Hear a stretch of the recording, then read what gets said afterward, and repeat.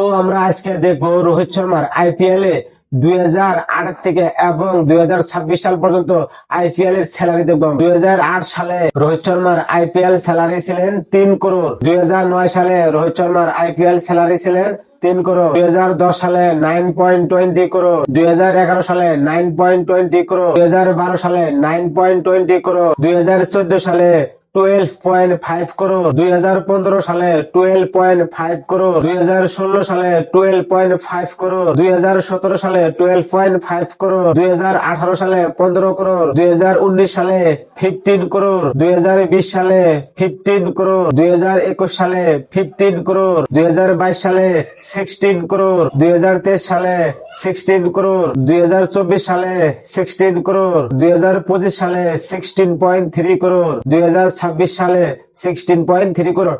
তো এই হলো 2008 এবং 2026 সালের রোহিত শর্মার আইপিএল স্যালারি।